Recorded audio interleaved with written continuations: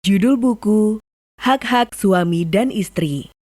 Karya, Profesor Ibrahim Amini. Pengantar penerbit. Berbicara tentang hak pasti dibarengi dengan berbicara tentang kewajiban. Hak dan kewajiban ibarat dua sisi satu mata uang. Luas dan fungsinya juga sama dan berimbang. Bila terjadi ketimpangan di mana hak lebih ditekankan atau lebih luas dari kewajiban, atau sebaliknya, niscaya akan tercipta ketidakadilan. Dalam skup kehidupan suami istri, hak dan kewajiban yang berjalan seimbang amat menentukan keberlangsungan dan keharmonisan hubungan keduanya. Tentu saja ini harus dibarengi dengan pemahaman kedua belah pihak terhadap fungsi dan kedudukan masing-masing. Misal, suami tidak melampaui kedudukan dan fungsi kesuamiannya sehingga tidak menjadi seorang diktator bertangan dingin yang peduli setan dengan hak orang lain, terutama istrinya. Atau istri tidak menabrak batas-batas kedudukan dan fungsi keistriannya, sehingga tidak menjadi selebritis rumah tangga yang mengabaikan hak kewajiban hakikinya. Lalu hanya sibuk merawat wajah, tubuh, rambut, kulit, dan kukunya. Jadi, tugas pertama dan terutama para suami dan istri yang komit dengan masa depan rumah tangganya adalah memahami dan mempraktikkan hak dan kewajiban sesuai kadarnya. Hak kewajiban dimaksud bukan hanya bersifat prosedural, misal suami mencari nafkah, istri mengatur rumah, tapi lebih bersifat moral ketuhanan. Kepatuhan istri terhadap suami, umpama, bukan lantaran didorong sikap inferior atau rendah diri. Begitu pula sikap hormat suami terhadap istri bukan dikarenakan dirinya takut, melainkan semata berkat dorongan semangat dan pemahaman religius masing-masing, bahwa kepatuhan terhadap suami atau sikap hormat terhadap istri merupakan teladan kenabian dan berakibat positif secara spiritual, baik di dunia maupun di akhirat kelak. Dengan mendasarkan pemahaman secara moral ketuhanan, suami maupun istri dengan sendirinya dan penuh sadar akan memenuhi hak dan kewajiban yang bersifat timbal balik. Nah, dalam konteks itulah buku ini disusun. Penulisnya tentu sudah tak asing lagi bagi para pembaca sekalian. Profesor Ibrahim Amini yang karya-karyanya sudah sering kita akrabi dan sebagian besarnya telah diterjemahkan ke dalam berbagai bahasa, termasuk bahasa Indonesia. Mukadimah. Hasrat yang mungkin terlintas dalam benak pemuda dan pemudi ketika memasuki usia dewasa umumnya adalah pernikahan. Melalui pernikahan, mereka ingin mereguk kenikmatan hidup mandiri dan bebas dengan hidup di bawah satu atap bersama orang yang dicintai dan dianggap mampu menjaga rahasianya. Karenanya, kita sering menjumpai mereka menggelar pesta yang begitu meriah dan memukau di awal perjalanan hidup bersamanya. Wanita diciptakan untuk laki-laki, dan sebaliknya, laki-laki diciptakan untuk wanita. Dengan begitu, kedua jenis insan ini lebih menyerupai dua buah magnet yang saling tarik-menarik. Pernikahan dan membangun mahligai keluarga merupakan hal yang bersifat fitriah. Sebabnya, ia berhubungan dengan kecenderungan dasar yang bersemayam dalam diri manusia. Ini juga termasuk nikmat Allah yang paling besar. Kalau kita melihat pada kenyataan, adakah tempat perlindungan paling aman bagi para pemuda dan pemudi melebihi lingkungan keluarga yang harmonis? Hubungan keluarga yang harmonis dapat mencegah pemuda-pemudi terperosok ke dalam pemikiran yang menyimpang, sekaligus membantu menghapus kegalauan jiwa yang niscaya muncul apabila ikatan suci itu sampai terputus. Hubungan yang mengakibatkan seseorang bisa berjalan bersama orang yang dicintainya dalam kesenangan dan kegembiraan itulah yang disebut dengan hubungan pernikahan suci dan terikat. Hubungan semacam ini akan menyapu bersih kegalauan serta kegelisahan hati dan akan menghantarkan kedua insan tersebut mencapai tujuannya. Sebuah rumah tangga harmonis yang senantiasa bertabur kasih sayang dan cinta merupakan lahan paling indah sekaligus paling subur guna menumbuhkan kesejahteraan, kesenangan, dan kebahagiaan hidup. Allah Subhanahu wa Ta'ala menyebut kebesaran nikmat ini dalam kitab-Nya. Dan di antara tanda-tanda kekuasaannya ialah Dia menciptakan untukmu istri-istri dari jenismu sendiri, supaya kamu cenderung dan merasa tentram kepadanya dan dijadikannya di antaramu kasih dan sayang. Sesungguhnya pada yang demikian itu benar-benar terdapat tanda-tanda bagi kaum yang berpikir. Quran Surat Ar-Rum ayat 21.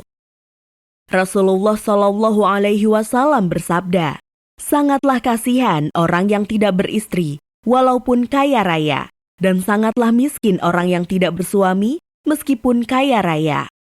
Imam Ja'far bin Muhammad berkata, seorang laki-laki datang menemui ayahku yang kemudian bertanya kepadanya, apakah Anda memiliki seorang istri? Orang tersebut menjawab, tidak. Ayahku melanjutkan, aku tidaklah menyukai dunia dan apa yang ada di dalamnya, kalau saja aku tidur satu malam tanpa ditemani seorang istri. Kemudian ayahku berkata, sesungguhnya 2 rakaat yang dikerjakan seorang laki-laki yang telah beristri lebih baik daripada seorang laki-laki yang sholat di malam hari dan berpuasa di siang hari, sedangkan ia bujangan. Setelah itu, ayahku memberinya uang sebesar 7 dinar dan berkata kepadanya, menikahlah dengan uang ini. Rasulullah bersabda, tak ada bangunan yang lebih dicintai Allah daripada bangunan pernikahan. Ya, apabila suami istri melaksanakan kewajiban masing-masing, setelah terlebih dahulu mengetahuinya dengan jelas, niscaya atmosfer kehidupan keluarga akan terasa bagaikan surga. Sebaliknya, apabila masing-masing pihak tidak menaatinya atau tidak memenuhi kewajibannya sesuai dengan syariat Allah, pasti akan segera berkecambah benih-benih perselisihan dan permusuhan. Dalam keadaan demikian, atmosfer kehidupan keluarga akan terasa sangat menyesakkan dada. Terjadinya perselisihan dalam hidup berkeluarga bersumber dari berbagai faktor, di antaranya faktor keadaan ekonomi, pengetahuan berkeluarga suami dan istri, lingkungan tempat tinggal, intervensi ayah atau ibu dari suami atau istri secara sewenang-wenang, dan lain-lain.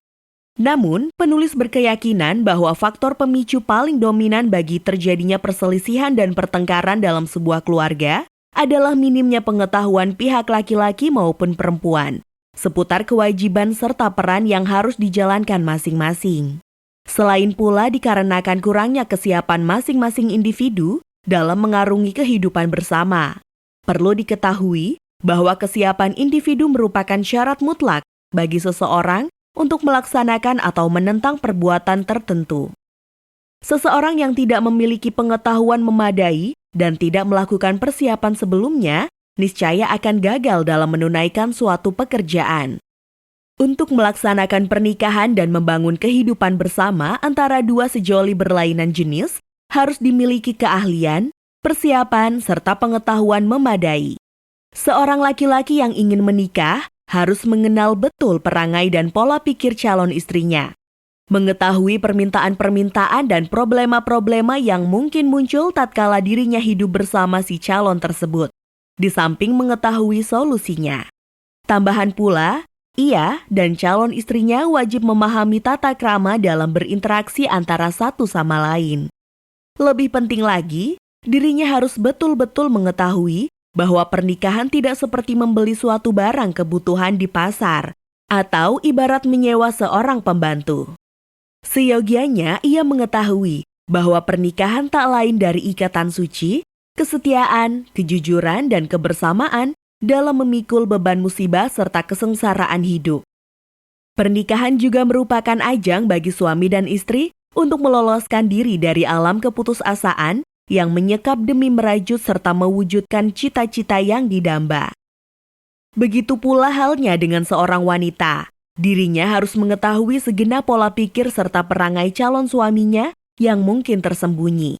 Ia juga wajib mengetahui bahwa pernikahan bukanlah altar penghambaan.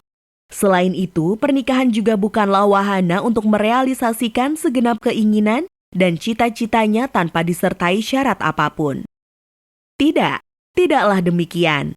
Pernikahan merupakan perjanjian suci yang harus dilaksanakan dalam kebersamaan demi mencapai tujuan-tujuan ilahiyah nan suci. Semua ini mustahil digapai suami dan istri kecuali jika keduanya saling memahami dan saling menutupi kekurangan satu sama lain. Kendati perjalanan pemuda dan pemudi dalam mempersiapkan dan mengumpulkan informasi sebagaimana telah kami sebutkan akan lebih mudah dan gamblang setelah menikah. Namun sangat disayangkan, masyarakat dewasa ini sering lupa dan lalai terhadap pentingnya hal ini. Dalam hal pernikahan, kebanyakan orang tua lebih memprioritaskan mas kawin atau mahar, kecantikan, ketinggian, kehormatan dan sejenisnya, ketimbang masalah kesiapan untuk menikah dan membangun keluarga. Faktor yang saya sebut terakhir yaitu kesiapan menikah tidak diperhatikan secara serius dan hanya diletakkan pada nomor kesekian. Lebih dari itu, mereka tidak menganggapnya sebagai syarat mutlak pembentukan keluarga baru.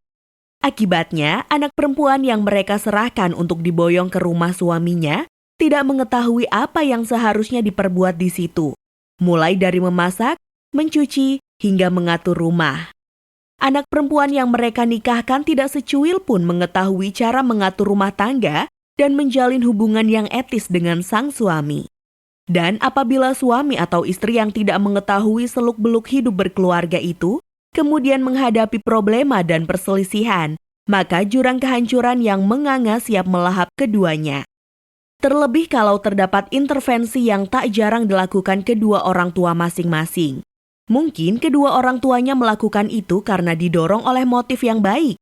Namun pada kenyataannya, semua itu malah makin memperkeruh situasi pertengkaran antara suami dan istri. Mahligai pernikahan yang sejak awal telah tercemar oleh berbagai hal yang mubazir akan dirundung kegelisahan yang terus berkecamuk. Sejumlah lembaga yang mengurusi problem pernikahan menyatakan bahwa keluarga semacam itu sudah selayaknya gulung tikar, ketimbang terus tenggelam dalam kegalauan dan timbunan kemubaziran. Sementara sebagian lagi menyatakan bahwa biarpun keadaannya seperti itu, namun diupayakan agar jangan sampai terjadi perceraian. Sekalipun perselisihan, perbedaan serta krisis moral senantiasa membayang-bayangi kehidupan keluarga, namun perceraian harus tetap dihindari. Lebih baik hidup dalam penjara yang menyeramkan ketimbang bercerai. Andai kata sebagian suami atau istri dalam tempo singkat ataupun lama, pada akhirnya dapat mengenali akhlak dan perilaku pasangannya, kemudian merasakan ketenangan dan kebahagiaan sesudah itu, maka hal ini sangatlah relatif sifatnya. Lain hal dengan para pemuda-pemudi yang berhasrat menikah, namun terlebih dahulu mempersiapkan diri secara khusus dalam suatu periode tertentu dengan tekun mempelajari tema peri hidup berkeluarga. Setelah mengupayakan semua itu, niscaya mereka akan sanggup mengarungi hidup bersama sebagai pasangan suami istri secara ideal dan harmonis. Sungguh teramat besar harapan kami untuk terjadinya hal itu. Sebelum memaparkan seluk-beluk pernikahan dalam buku ini, penulis telah merasakan terlebih dahulu betapa pentingnya persoalan tersebut serta betapa butuhnya masyarakat terhadap apa yang diuraikan dalam buku ini. Karena itu, penulis menyodorkan berbagai masalah yang mungkin terjadi dalam unit kehidupan masyarakat terkecil atau keluarga beserta berbagai solusinya. Dalam hal ini, solusi-solusi yang dikemukakan pada prinsipnya bersumber dari ayat-ayat suci Al-Quran, hadis-hadis Nabi, dan para imam suci. Penelitian secara umum, serta keping-keping pengalaman pribadi. Penulis tidaklah beranggapan bahwa seluruh problem serta perselisihan dalam keluarga akan terselesaikan hanya dengan membaca buku ini, sebab masih banyak faktor lain yang berperanan penting dalam melahirkan perselisihan dan kegalauan hidup berkeluarga. Namun penulis berharap agar buku yang kini ada di tangan pembaca dapat membantu menyelesaikan sebagian besar problem-problem tersebut. Kami sangat berharap agar para penulis, ulama dan orang-orang yang menginginkan kebaikan selalu mengiringi kehidupan umat manusia untuk senantiasa tekun memperhatikan tema sensitif ini serta terus berupaya menjaga unit-unit keluarga dari bahaya kehancuran dan keputusasaan yang terus mengancam. Pembaca yang budiman, dalam buku ini Anda akan menjumpai topik-topik yang berkenaan dengan berbagai kewajiban laki-laki maupun wanita dalam mahligai pernikahan yang terbagi dalam 3 bagian. 1. Tujuan pernikahan. 2. Kewajiban pihak istri. 3. Kewajiban pihak suami. Tentunya tidak jadi soal kalau laki-laki dan wanita selain membaca kewajibannya sendiri, juga membaca kewajiban pasangannya. Semua itu dimaksudkan agar masing-masing pihak mengenal dan memahami kewajiban diri dan pasangannya, sehingga bisa saling mengingatkan satu sama lain. Kalau hanya mengetahui salah satu dari dua bagian kewajiban ini, tidak tertutup kemungkinan sang laki-laki atau wanita akan menyangka bahwa pasangannya tidak memiliki hak atau kewajiban sama sekali terhadap suatu hal yang tidak diketahui. Adapun dengan membaca dan mengenal kedua-duanya, mereka akan jauh dari fanatisme dan kegusaran yang tidak beralasan. Dalam keadaan demikian, keduanya akan dapat menilai dan menyikapi suatu keadaan secara benar dan sesuai dengan hukum yang digariskan. Bagian pertama. Tujuan pernikahan. Bagi manusia, pernikahan merupakan salah satu kebutuhan dasar yang mengandung banyak manfaat. Di antaranya yang penting adalah 1. Membentuk keluarga dan melepaskan diri dari kebimbangan serta kehancuran hidup. Bagi laki-laki dan perempuan, hidup membujang tak ubahnya dengan nasib seekor burung yang tidak memiliki sangkar. Dengan menikah, seorang manusia akan memiliki sangkar tempat kembali, mendapatkan teman hidup yang menyenangkan hati, tempat menyimpan rahasia, sekaligus penolong dan pelipur laranya. 2. Menyalurkan dorongan seksual. Kebutuhan seksual dalam diri manusia sangatlah krusial dan vital. Karena itu, seseorang pasti memerlukan suami atau istri sebagai pasangan hidupnya, sehingga menjadikan dirinya aman dan nyaman. Pasangannya ini diharapkan dapat menemani, menyayangi, dan menjadi saluran kebutuhan dirinya kapanpun dikehendaki. 3. Kebutuhan seksual merupakan sesuatu yang bersifat alamiah. Karenanya, manusia harus segera menyalurkan keinginan ini. Kalau tidak, niscaya akan muncul berbagai penyakit jiwa, fisik maupun sosial. Kita sering menyaksikan betapa banyak orang yang tidak atau menolak menikah kemudian terjangkit penyakit jiwa maupun fisik. 4. Memperbanyak keturunan. Melalui pernikahan, seseorang dapat menghasilkan banyak keturunan yang merupakan salah satu tiang penyangga kehidupan rumah tangga, sekaligus akan menjaga ketenangan serta ketentraman hubungan suami istri. Berdasarkan itu, Al-Quran dan hadis-hadis seringkali menegaskan betapa pentingnya pernikahan. Umpama dalam ayat Al-Quran yang mengatakan, "Dan di antara tanda kekuasaannya, ialah Dia menciptakan untukmu istri-istri dari jenismu sendiri, supaya kamu cenderung dan merasa tentram kepadanya. Dan dijadikannya di antaramu rasa kasih dan sayang. Sesungguhnya pada yang demikian itu benar-benar terdapat tanda-tanda kaum yang berpikir." Quran Surat Ar-Rum ayat 21. Rasulullah Shallallahu Alaihi Wasallam bersabda, "Tak ada bangunan yang lebih dicintai Allah dibandingkan bangunan pernikahan." Amirul Mukminin Ali bin Abi Thalib berkata, "Menikahlah kalian karena pernikahan adalah sunnah Rasulullah. Sesungguhnya beliau bersabda, barang siapa yang ingin mengikuti sunnahku, maka sunnahku adalah menikah, dan berusahalah untuk mendapatkan anak. Karena aku pada hari kiamat nanti akan berlomba, mana umat yang paling banyak. Hati-hatilah menyusui anak kalian kepada wanita yang berzina dan gila, karena sesungguhnya air susu itu mempengaruhinya." Imam Ali Ridho bin Musa berkata, "Tak ada manfaat yang jauh lebih baik yang diperoleh seorang hamba daripada istri yang salihah. Kalau ia melihatnya, ia akan senang, dan kalau ia pergi, istrinya akan menjaga kehormatan dan hartanya." Manfaat pernikahan terbagi menjadi dua bagian. Salah satu bagiannya akan diperoleh di kehidupan dunia, di mana setiap manusia memiliki kekhasannya masing-masing. Sementara bagian lainnya juga diperoleh di dunia ini, di mana tidak terdapat perbedaan antara yang satu insan dengan insan lainnya, bahkan dengan seluruh makhluk hidup, yaitu masalah seksual. Manfaat kedua ini tentu bukanlah menjadi tujuan pokok pernikahan, sebabnya manusia tidak diciptakan hanya untuk menikmati seks, makanan, dan minuman belaka, untuk kemudian mati. Sesungguhnya, kedudukan manusia jauh lebih tinggi dari sekadar itu. Manusia diciptakan agar menggapai kesempurnaan dengan ilmu pengetahuan, amal perbuatan, dan akhlak yang baik. Dengan semua itu, ia diharapkan mampu meraih kedudukan yang sempurna atau kamal, berjalan di atas jalan lurus kemanusiaan, untuk seterusnya terbang menuju kedudukan tinggi di sisi Allah. Status sebagai maujud yang mulia akan dilekatkan apabila manusia mampu menggapai kedudukan yang tinggi, yaitu ketika ia menyucikan dan membimbing jiwa tentang bagaimana menjauhkan maksiat serta memfokuskan diri pada nilai-nilai akhlak yang luhur. Jelas, semua tidak dapat dilakukan para malaikat. Manusia merupakan maujud yang kekal. Ia datang ke jagat alam ini agar dirinya memperoleh kebahagiaan dunia dan akhirat. Pada akhirnya, ia akan kekal selamanya di sisi Allah yang meridhoinya. Bertolak dari semua itulah, kita akan membincangkan secara panjang lebar tentang topik yang berkenaan dengan tujuan pokok pernikahan. Manusia yang menginginkan kedudukan atau ruhaniyah yang tinggi dan senantiasa bersusah payah menjauhkan diri dari berbagai kekeliruan dan kemaksiatan hidup, seyogianya menambatkan dirinya di pelabuhan hati seorang suami atau istri yang soleh.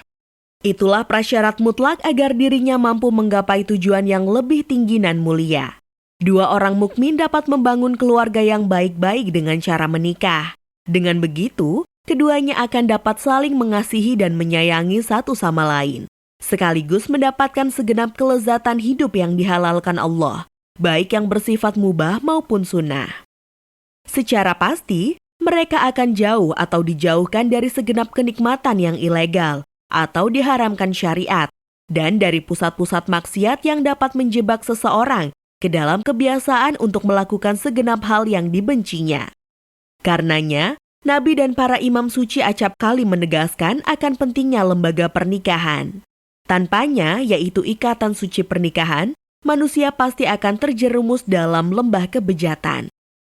Rasulullah bersabda, jika seorang hamba menikah, maka ia telah menyempurnakan separuh agamanya dan jagalah separuhnya yang tersisa.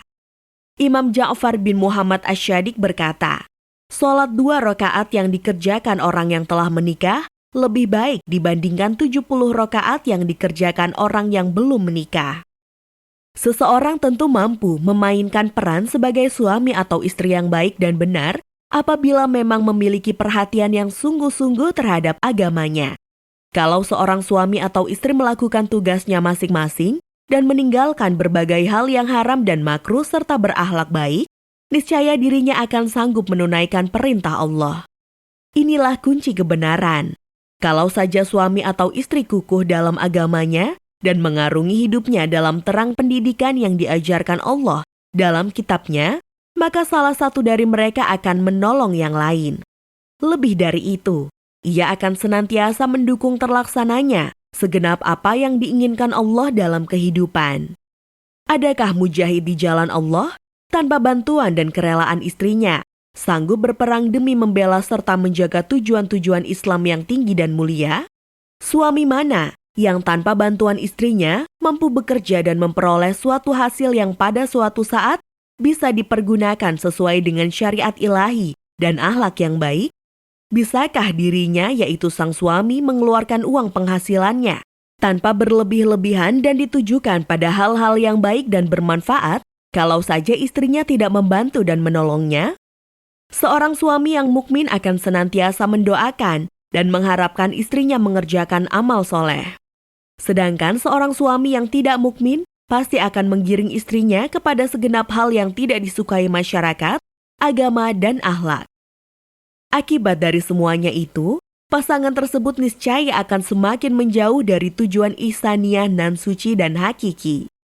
Dengan demikian, Allah memerintahkan seluruh laki-laki maupun perempuan tanpa kecuali untuk menjadikan agama, akhlak, dan keimanan sebagai prasyarat utama bagi dibangunnya hubungan suami istri dalam suatu mahligai pernikahan.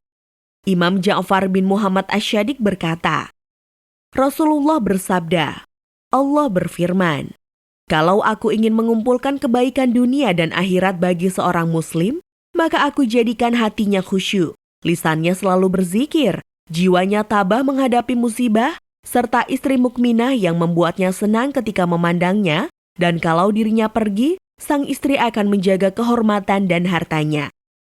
Seorang laki-laki datang menemui Rasulullah dan bertanya, saya memiliki seorang istri. Kalau saya pulang, ia menyambut kedatangan saya. dan kalau saya pergi, ia akan mengantarkan. Apabila melihat saya dirundung duka, ia akan berkata, "Apa yang membuatmu sedih? Jika yang engkau sedihkan adalah rezeki, maka orang selainmu telah menanggungnya. Dan kalau yang itu adalah urusan akhirat, semoga Allah menambahkanmu kesedihan." Rasulullah berkata, "Sesungguhnya Allah memiliki banyak pelayan dan ini termasuk dari pelayan Allah. Ia mendapatkan separuh dari pahala orang yang syahid di jalan Allah." Amirul Mukminin Ali bin Abi Thalib merupakan insan mulia yang telah memiliki tujuan mulia ini dalam genggaman tangannya. Sejarah telah merekamnya dengan baik.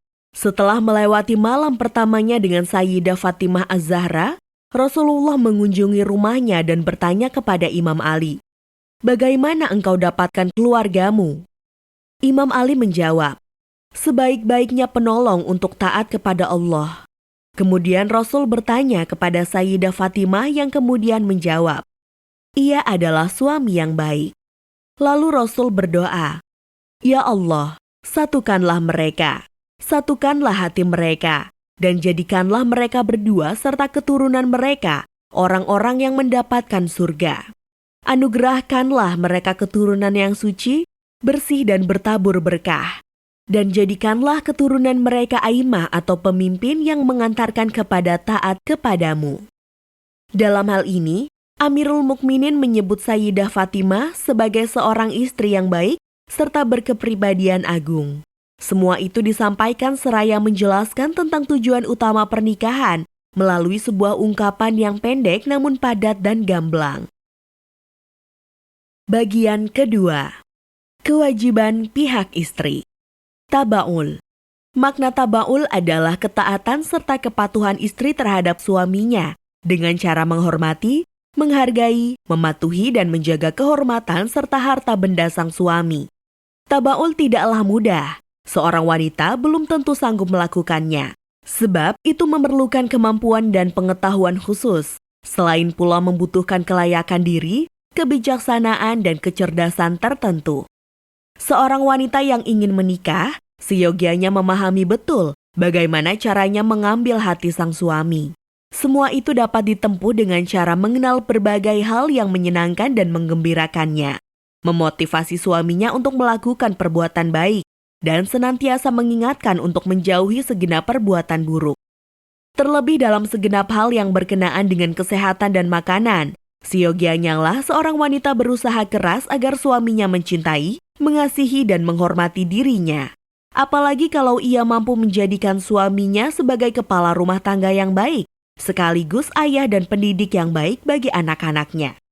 Semuanya ini menjadi cermin keutamaan wanita yang luar biasa yang sanggup mengatur rumah tangganya sedemikian rupa, sehingga suami dan dirinya sendiri menyukainya. Sesungguhnya, kebahagiaan atau kehancuran hidup berumah tangga berada dalam genggaman seorang wanita. Kalau mau, seorang wanita mampu menjadikan rumahnya di bumi ini laksana surga yang begitu teduh. Dan sebaliknya, kalau ingin ia juga dapat menjadikan rumah tangganya pontang-panting, tak ubahnya keadaan di neraka. Seorang istri dapat menghantarkan suaminya menggapai kedudukan tinggi dan menjadi orang yang sangat terpandang. Seorang wanita yang memahami tabaul dan melakukan apa yang diperintahkan Allah kepadanya akan mampu menjadikan seorang lelaki biasa, penganggur sekalipun, sebagai orang yang terhormat dan giat bekerja. Seorang ulama menuliskan, wanita memiliki kemampuan luar biasa. Kemampuannya itu laksana qada dan qadar, sehingga dirinya mampu melakukan apa yang diinginkan.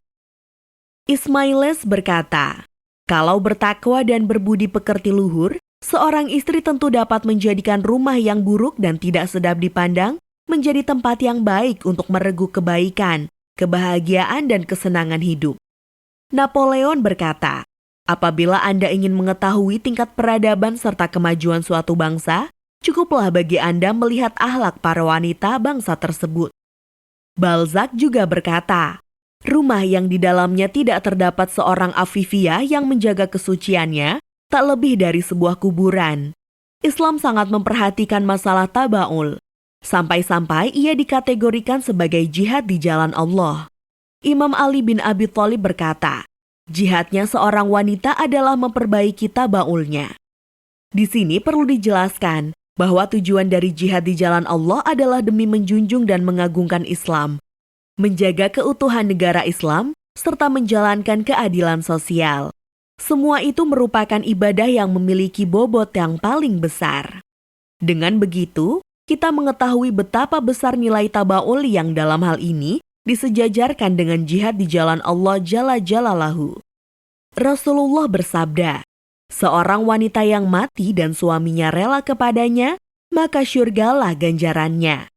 Dalam kesempatan lain, Rasulullah juga berkata, tak mungkin seorang istri dapat menjalankan kewajibannya kepada Allah kecuali terlebih dahulu menjalankan kewajibannya terhadap suami. Cinta kasih. Setiap manusia tentu haus akan cinta kasih dan berharap menjadi orang yang dicintai selainnya. Ini disebabkan hati manusia hanya dapat hidup dengan cinta kasih. Siapapun yang mengetahui dirinya tidak disukai orang lain, niscaya akan merasakan kesendirian yang menggigit. Dalam keadaan demikian, ia nampak seperti orang bodoh dan lemah dan malas. Wahai para wanita yang terhormat, sesungguhnya suami Anda tidak akan terbebas dari perasaan seperti ini. Suami Anda tentu merasa haus akan cinta kasih. Sebelum menjalin hubungan dengan Anda, ia hidup dalam naungan cinta kasih orang tuanya. Dan setelah menikahi Anda, tentu ia berada di bawah payung cinta kasih Anda.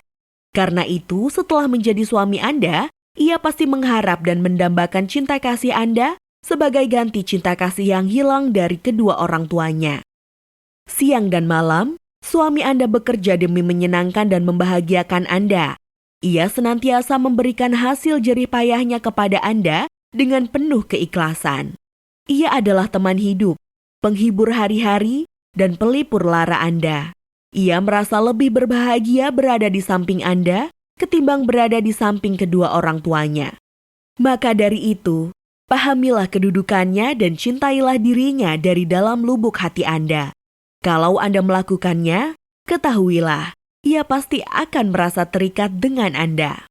Sebabnya, tali pengikat memiliki dua ujung, dan hati yang mencintai akan merasakan sesuatu yang mencintainya. Hati semacam itu ibarat pengemudi yang menghantarkan seseorang ke tujuannya.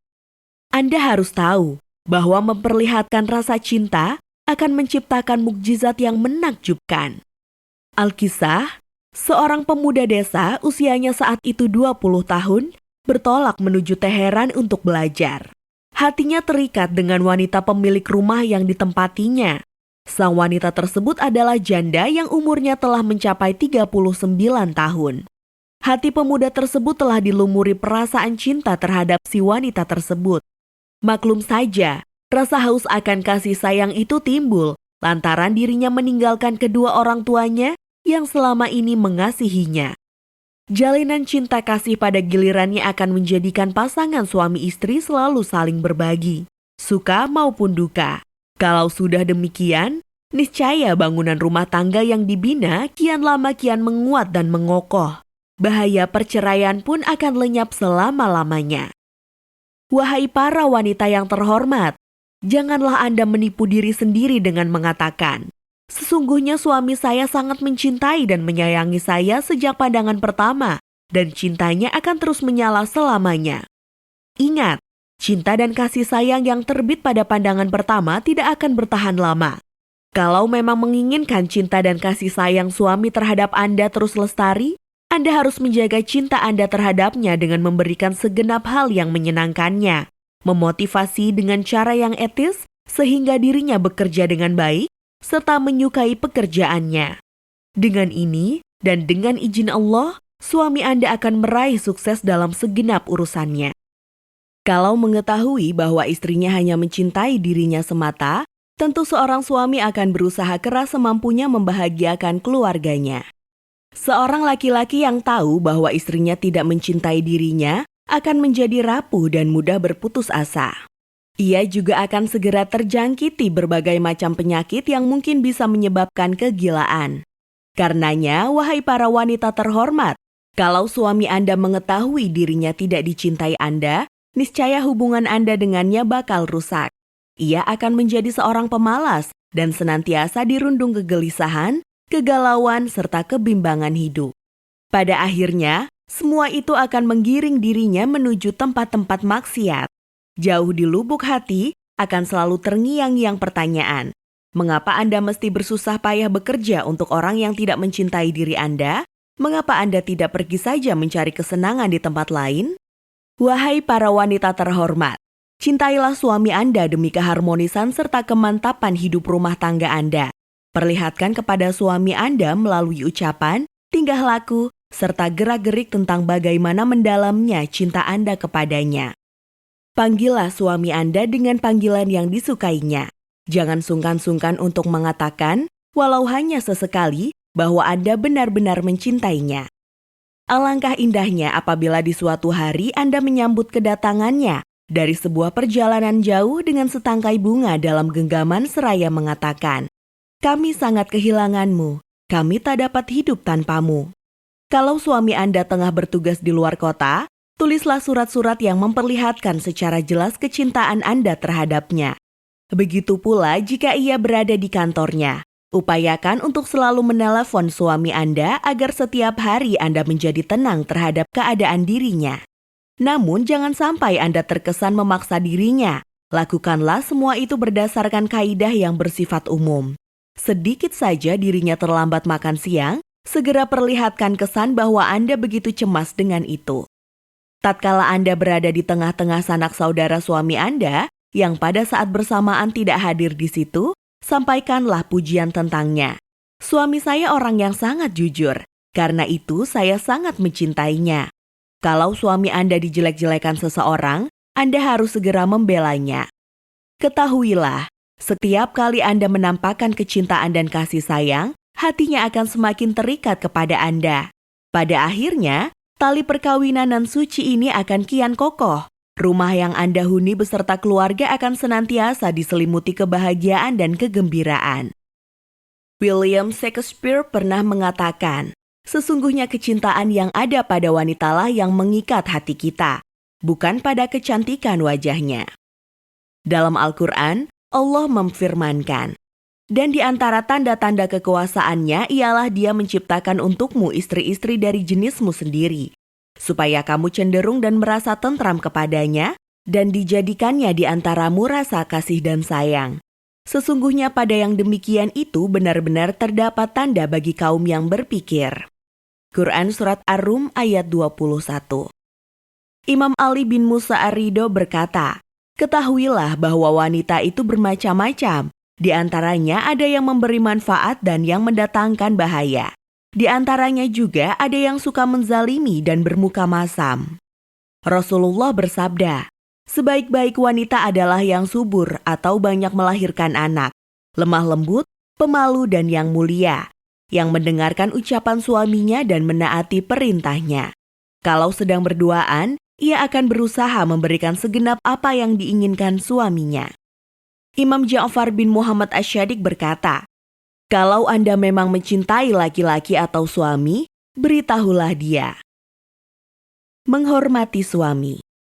Setiap orang tentu berkeinginan untuk dihormati orang lain, menyukai orang yang menghormatinya, dan menjauhi siapapun yang tidak menghormati dan menghargai dirinya. Wahai para wanita terhormat, belum tentu suami Anda terpuaskan oleh penghormatan orang lain. Setiap hari dirinya harus berhadapan dengan ratusan orang yang memiliki watak berbeda-beda, mulai dari yang santun sampai yang lancang. Tak tertutup kemungkinan, salah satu dari mereka pernah melontarkan hinaan yang menjatuhkan kepribadian suami Anda. Karena itu, tentu dirinya amat menanti kasih sayang dan kecintaan Anda. Sesungguhnya kecintaan Anda tercermin dari penghormatan yang Anda berikan kepadanya. Janganlah Anda bakhil atau kikir dalam hal menghormatinya. Percayalah, dengan menghormatinya sepenuh hati, kepribadian suami Anda yang acap kali diinjak-injak dan dihinakan di luar rumah akan hidup kembali. Pujian dan penghormatan yang Anda suarakan dari dalam lubuk hati tak akan menenggelamkan kewibawaan diri Anda. Sebaliknya, semua itu akan menambah kekuatan, keyakinan dan kerajinan suami Anda dalam beraktivitas, sekaligus membebaskan dirinya dari kebingungan serta kecemasan yang tidak perlu. Wahai para wanita mulia, biasakanlah diri Anda untuk selalu mengawali ucapan salam kepada suami Anda. Upayakanlah untuk membicarakan sesuatu yang disukainya. Janganlah Anda memotong ucapannya. Dalam bercakap-cakap dengannya, sebaiknya Anda bertutur kata yang santun. Jangan sampai suara Anda lebih keras dari suaranya. Dahulukanlah dirinya dalam setiap majelis percakapan. Perlihatkan kepada setiap orang bahwa Anda selalu menghormatinya. Ajarkan anak-anak Anda untuk selalu menghormatinya, dan tegurlah anak-anak Anda apabila berlaku kurang ajar kepadanya. Jangan sampai Anda mengabaikan suami Anda dan berpura-pura tidak mengenalnya pada saat Anda bersama dirinya, tengah berkumpul dengan saudara-saudara atau keluarga besar Anda. Ketika Anda membukakan pintu untuk suami Anda, kembangkanlah senyuman dan sambutlah dengan wajah ramah. Duhai, seandainya Anda mengetahui bagaimana pengaruh yang timbul dari perlakuan terhadap suami Anda yang nampak ringan ini. Anda tentu tahu bahwa suami Anda acap kali dilanda banyak persoalan di luar rumah. Namun, apabila dirinya menjumpai Anda yang tengah menyambut dengan senyum tersungging di bibir nan ramah, niscaya kepenatan dan rasa lelah dirinya akan mendadak sirna. Segenap beban persoalan dirinya seketika itu pula akan terlupakan. Lebih dari itu, semangat hidupnya akan pulih kembali. Alhasil, usulan saya ini membingungkan sebagian wanita dengan mengatakan, apakah kami mesti melakukan apa yang Anda lakukan seperti menyambut kedatangan suami dengan senyuman dan penghormatan, padahal mereka bukanlah orang baru bagi kami? Wahai para wanita terhormat, dalam memperlakukan siapapun, kita mesti menggunakan adab dan sopan santun, termasuk kepada orang dekat kita. Tak seorang pun berani mengatakan bahwa sopan santun tidak lagi diperlukan dalam berhubungan dengan kerabat kita sendiri. Orang-orang yang kita cintai harus disambut dan diperlakukan dengan cara yang khas. Seyogianya setiap orang menghormati kepala keluarga masing-masing. Tatkala sang kepala keluarga tersebut pulang ke rumah dari tempatnya bekerja, sudah sepantasnya kaum kerabat dan anak-anaknya menyambut hangat dirinya. Perilaku masuk akal ini dipahami sebagai pengindahan terhadap tata cara hidup yang serba santun. Mengapa seorang tamu disambut dengan begitu hangat sementara kepala rumah tangga yang sejak pagi buta hingga petang hari bekerja keras dan menghadapi berbagai persoalan rumit demi memenuhi kebutuhan keluarga, disambut dengan dingin ketika pulang ke rumah? Wahai para ibu, berkat jerih payah dan keikhlasannya bekerja, suami Anda jelas layak disambut hangat ketika pulang ke rumah. Sebagaimana sambutan Anda sekalian terhadap para tamu yang mulia. Tidakkah suami Anda yang layak memperoleh senyuman dan kata-kata nan lembut yang dapat menghibur hatinya, mengingat ia telah mempertaruhkan dan menghabiskan sebagian besar usianya demi memenuhi kebahagiaan dan keselamatan keluarga? Janganlah kalian mengatakan, suami-suami kami adalah dari dan untuk kami. Ia tidak mengharapkan kami memperlakukan dirinya seperti ini. Tidak, suami Anda lebih menantikan untayan kata-kata nan lembut dan indah yang terlontar dari mulut Anda ketimbang dari mulut orang lain. Kalau suami Anda diam bukan berarti dirinya tidak menanti dan mengharapkan penghormatan Anda. Lebih dari itu, sikap diamnya tersebut menunjukkan bahwa dirinya amat menghormati Anda. Wahai para wanita terhormat, kalau Anda menghormati suami Anda, pada dasarnya hakikat penghormatan itu akan kembali kepada Anda. Apabila perasaan kasih sayang telah mengakar sedemikian rupa di lubuk hati Anda dan suami Anda, niscaya Allah akan melestarikan kenikmatan hubungan nan suci dan penuh berkah ini bagi Anda sekalian. Allah juga akan menjadikan Anda sebagai orang yang senang beramal kepadanya, sehingga Anda beserta keluarga Anda akan memperoleh manfaat material maupun spiritual yang melimpah ruah. Rasulullah bersabda, di antara hak suami atas istrinya adalah menyambut kedatangannya di pintu rumah ketika pulang dan mengantarkannya ke pintu rumah ketika pergi. Imam Ja'far bin Muhammad Asy-Syadiq berkata, alangkah berbahagianya wanita yang menghormati suaminya, tidak menyakitinya, dan patuh serta taat kepadanya dalam setiap keadaan.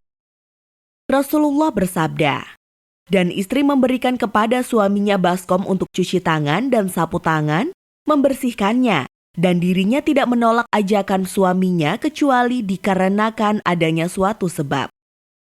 Wahai para wanita terhormat, berhati-hatilah Anda. Jangan sampai Anda menghina, tidak menghormati dan memanggil suami Anda dengan panggilan yang tidak pantas. Berhati-hatilah Anda. Jangan sampai Anda mengeraskan suara Anda jauh melebihi suaranya, terlebih di hadapan tamu-tamu Anda. Kalau Anda tetap nekat melakukan itu, niscaya ia akan berbuat sama seperti yang Anda lakukan. Dalam keadaan demikian, hati Anda pasti akan digejolak rasa dengki dan dendam kesumat. Bersamaan dengan itu, rasa kasih sayang dalam kehidupan rumah tangga akan sirna, untuk kemudian digantikan dengan berbagai perselisihan dan permusuhan yang terkadang sampai menyebabkan terjadinya penganiayaan. Ada sebuah kisah tragis yang dapat kita petik hikmahnya. Seorang laki-laki berusia 22 tahun bernama Fulan tega membunuh istrinya yang kala itu masih berusia 19 tahun dengan tusukan pisau sebanyak 15 kali di sekujur tubuh. Dalam pemeriksaan, ia berkata, "Saya menikahinya setahun lalu. Pada awalnya ia sangat mencintai saya.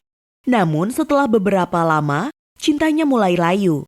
Ia sering mencaci dan mencemooh diri saya dengan sebutan keledai buta, lantaran mata saya juling. Pada hari itu, di mana peristiwa pembunuhan terjadi, istri saya menghardik saya dengan sebutan keledai buta. Mendengar itu, saya kontan gusar dan kalap. Tanpa pikir panjang lagi, saya langsung menghujami tubuh istri saya dengan tusukan pisau nan tajam sebanyak 15 kali. Seketika itu pula istri saya langsung tewas mengenaskan." Seorang lelaki berusia 71 tahun juga tega membunuh istrinya. Dalam proses interogasi ia berkata, "Perilaku istri saya telah berubah secara mengejutkan. Ia menjadi gemar memanggil saya dengan sebutan orang tua, serta suka melontarkan berbagai kata-kata tidak senonoh, sehingga hati saya menjadi sangat tersinggung karenanya. Dari hari ke hari, saya pun semakin ragu dan kesal. Klimaksnya, saya menghantamkan sebilah kapak ke tubuhnya sebanyak 2 kali dengan harapan agar ia pergi untuk selama-lamanya." Keluh kesah. Dalam menjalani kehidupan ini, setiap orang pasti akan berhadapan dengan masalah dan musibah. Dan setiap orang juga pasti ingin menyampaikan dan menumpahkan kesedihan serta kesumpekan hati kepada teman dekatnya yang dianggap bisa menjaga rahasia dirinya. Tujuannya agar dirinya dapat menjalani hidup yang tenang dan tentram. Namun, setiap ucapan seyogianya dilontarkan dalam waktu dan keadaan yang tepat. Tidak sepantasnya seseorang berkeluh kesah di setiap kesempatan dan keadaan. Para wanita yang tidak sanggup menanggung musibah atau cobaan paling mudah sekalipun, kemudian menyampaikan begitu saja kepada suami masing-masing yang saat itu tengah keletihan dan kepenatan akibat seharian bekerja, niscaya akan menghadapi keadaan yang tidak diharapkan. Sang suami akan naik pitam sehingga menjadikan dirinya bertambah risau dan galau. Sang suami akan enggan berbicara kepada setiap orang di rumahnya. Sang suami tidak akan betah berlama-lama tinggal dalam rumah.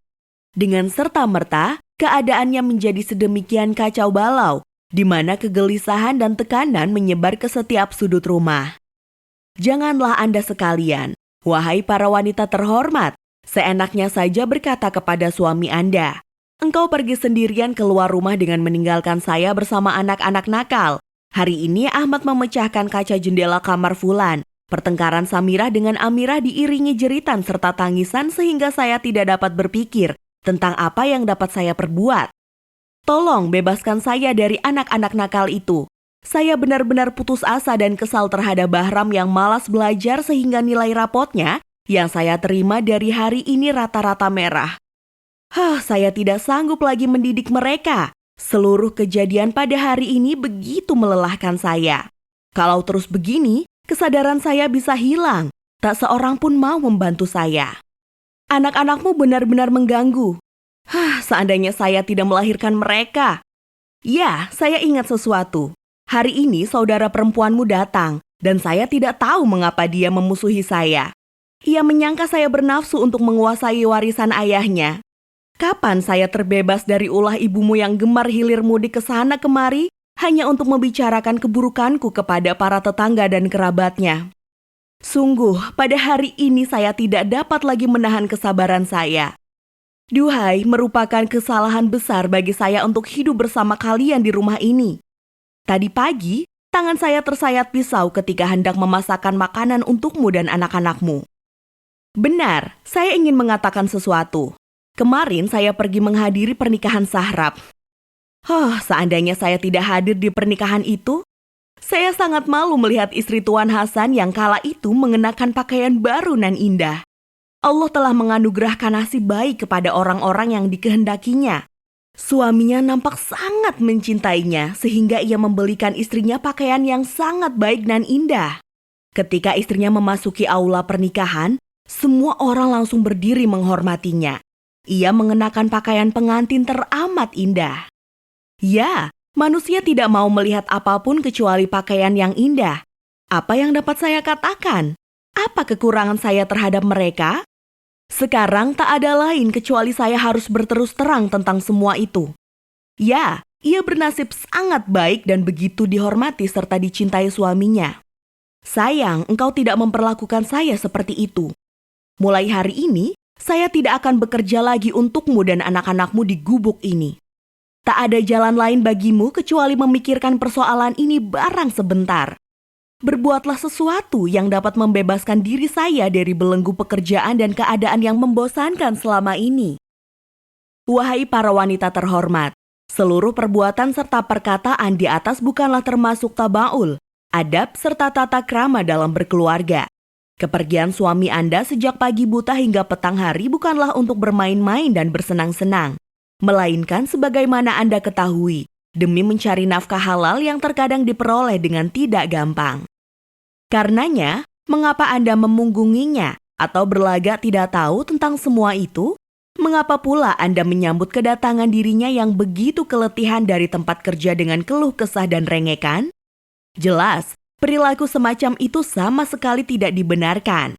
Seyogianya Anda berpikir barang sejenak tentang apa yang dilakukan suami untuk Anda dan anak-anaknya.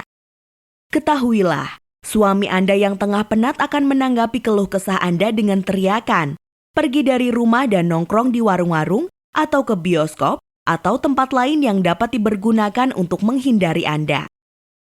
Para wanitaku yang terhormat, tahanlah keluh kesah dan hasrat Anda demi menggapai ridho Allah. Kuatkanlah diri Anda demi suami dan keluarga Anda. Jadilah wanita cerdas yang memahami betul situasi yang ada.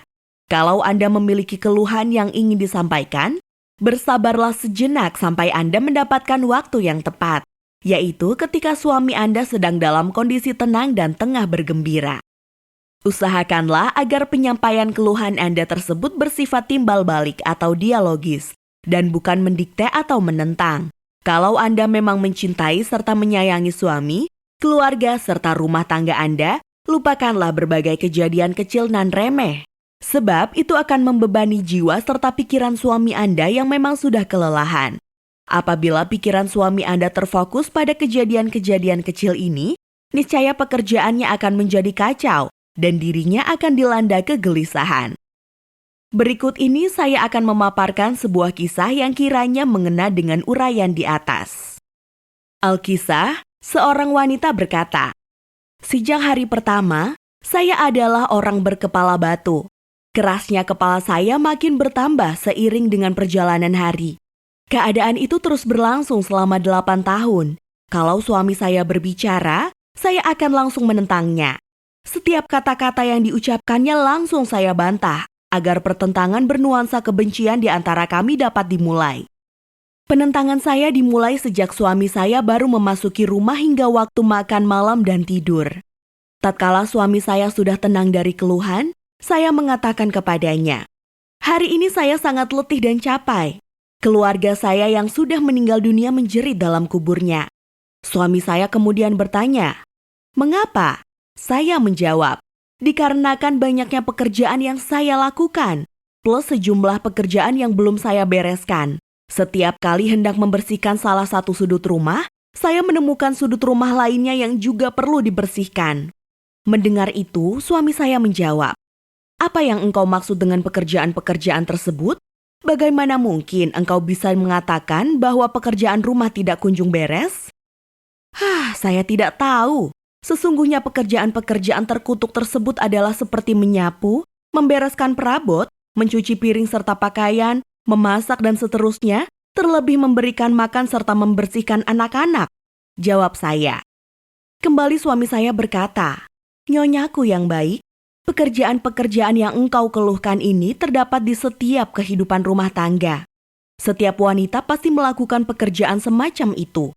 Mengapa engkau berharap agar orang lain yang mengerjakannya? Lantas, apa yang bisa saya harapkan dari dirimu?"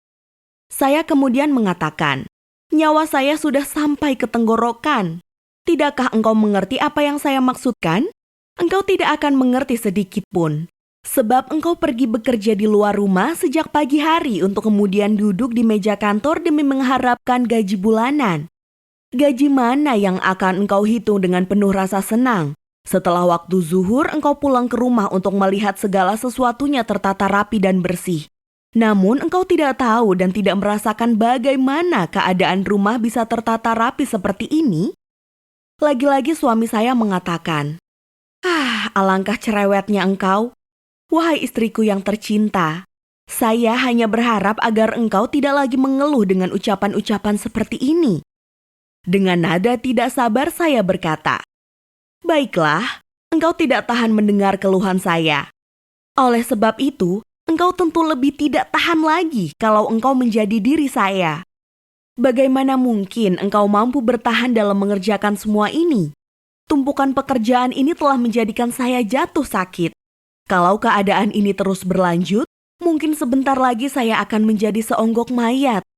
Suami saya menjawab, "Sakit? Kalau memang begitu, engkau harus segera pergi ke dokter." "Dengan apa saya harus membayar dokter?" tanya saya. "Wahai orang yang mengingkari nikmat, bukankah engkau sudah mendapatkan banyak uang dari saya? Mengapa engkau masih saja meminta?" gugat suami saya. Saya kemudian membantahnya. "Semua uang yang engkau berikan telah saya belanjakan untuk makanan dan pakaianmu. Kehidupan macam apa yang dapat saya jalani hanya dengan uang yang engkau berikan? Saya seringkali terlambat membayar hutang. Hari ini saya terpaksa kembali berhutang ke warung dekat rumah kita." Setelah mendengar seluruh keluh kesah tersebut, suami saya yang malang itu langsung merebahkan dirinya di atas tempat tidur, untuk kemudian tenggelam dalam kegelisahan dan kegalauan. Ibu saya mengetahui persis apa yang terjadi dalam kehidupan rumah tangga saya. Beliau senantiasa menasihati saya untuk mengalah dan menahan diri. Namun dikarenakan egoisme dan kekeraskepalaan yang sudah sedemikian rupa, saya selalu mengabaikannya. Hingga pada suatu hari, suami saya pergi ke kantor. Ibu saya kembali menasihati. "Saya acap kali menasihatimu, namun engkau tidak mendengarkannya. Sekarang tak ada jalan lain bagimu kecuali merasakan kegetiran atas apa yang telah engkau perbuat. Engkau memang pantas mendapatkannya." Sesungguhnya suamimu mendengar semua itu, saya langsung berdiri dari tempat duduk saya dan menjerit-jerit seperti orang gila. "Tidak, saya tidak mempercayai kata-kata ibu." Ibu saya kembali berkata, "Baiklah, apabila engkau tidak mempercayai ucapanku, teruskanlah kelakuanmu dan lihatlah sendiri apa yang akan terjadi. Kelak engkau akan mengetahui hasil yang engkau petik dari egoisme dan kekeraskepalaan itu." Setelah kejadian itu, saya menjadi gelisah dan kebingungan. Saya begitu tenggelam dalam keadaan itu sampai saya tidak menyadari bahwa waktu telah menunjukkan pukul 12 siang. Sebentar lagi, setelah zuhur, suami saya akan kembali dari kantor. Saya membatin. Ketika suami pulang, saya menyambutnya dengan muka masam. Belum lagi suami saya duduk, saya langsung memaparkan apa yang terjadi dengan ibu saya. Waktu itu, mata saya masih terlihat sembab lantaran habis menangis. Namun, ketika saya sedang berbicara, tiba-tiba ia langsung memotong. "Kemarin malam, ketika saya pulang dari kantor dalam keadaan capek dan letih, seperti biasanya engkau mengeluh sampai saya tidak dapat melakukan apa-apa lagi. Kalau kita memang tidak dikaruniai anak, sebaiknya kita berpisah saja. Tekad saya sudah bulat, mencari dan mendapatkan tempat yang tenang dan tentram agar saya dapat merebahkan diri untuk beristirahat dengan damai. Sang suami kembali normal seperti dulu. Dan itu berjalan selama 6 bulan. Alhamdulillah, puji syukur kepada Allah, saya berhasil membujuknya kembali ke rumah. Sekarang saya telah mendapatkan pelajaran penting dan tidak mau lagi mengganggu serta berkeluh kesah kepadanya setiap saat. Saya sadar, semua itu hanya membebani dirinya saja. Lebih dari itu, akan menjadikan diri suami saya seorang yang enggan hidup di tengah-tengah keluarganya sendiri. Setelah kejadian itu, saya baru memahami bahwa rumah tak lain dari tempat beristirahat, bukan tempat siksaan bagi suami saya. Berkenaan dengan itu, Rasulullah bersabda, "Barang siapa memiliki istri yang sering menyakitinya, Allah tidak akan menerima sholatnya dan kebaikan yang dilakukannya hingga suaminya merelakan dan memaafkannya. Walaupun ia berpuasa selama 1 abad, beribadah sholat dan membebaskan budak, serta menginfakkan hartanya di jalan Allah, ia adalah orang pertama yang akan masuk ke dalam neraka." Rasulullah juga bersabda, "Setiap wanita yang tidak menemani suaminya dan selalu membebani di luar kesanggupannya, yaitu sang suami, Allah tidak akan menerima kebaikan yang dilakukannya." Saya tidak dapat memahami apa yang sebenarnya menjadikan sebagian wanita begitu egois dan cerewet. Apabila dimaksudkan untuk melanggengkan cinta suami masing-masing, jelas mustahil. Bukannya kecintaan yang makin besar yang akan diperolehnya, maka sebaliknya, kebencianlah yang akan kian berkobar dalam diri suami. Apabila jiwanya merasa tertekan dan disakiti, niscaya suami dari wanita berkarakter buruk itu akan segera meninggalkannya dan melangkahkan kaki menuju tempat-tempat maksiat serta menggunakan narkotika. Ketahuilah, usaha istri semacam ini pasti akan berhasil. Wahai para wanita terhormat, apabila Anda betul-betul mencintai rumah tangga Anda, sebaiknya detik ini juga Anda menjauhi perilaku buruk dan irasional ini. Apakah Anda tidak memperkirakan tentang kemungkinan terjadinya pembunuhan lantaran banyaknya keluhan ini dan itu? Kalau itu terjadi, Anda telah menghancurkan diri serta keluarga Anda sendiri. Dengarkanlah kisah berikut ini.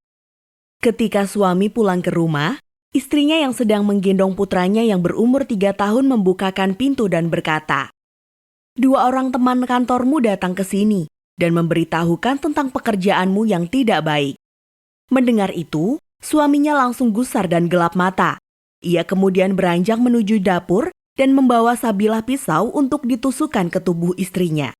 Celakanya, pisau itu malah mengenai tubuh mungil putranya yang seketika itu langsung tewas. Suaminya dipenjara selama 40 tahun. Salah seorang dokter bersaksi di depan hakim, "Perilaku istri saya selama menikah sama sekali tidak menunjukkan dirinya sebagai seorang nyonya rumah tangga. Rumah kami berantakan, jeritan, pekikan, dan kata-kata tidak senonoh membuat buntu pikiran saya. Sekarang, saya siap menyerahkan kepadanya uang sebanyak 50.000 tuman, yaitu mata uang Iran, dengan syarat saya berpisah dengannya." Sambil tersenyum, dokter itu melanjutkan kata-katanya, "Sebenarnya, saya mau saja memberikan seluruh harta dan gaji saya kalau ia memang menginginkannya. Asalkan saya terbebas dari keburukan perilakunya dengan segera."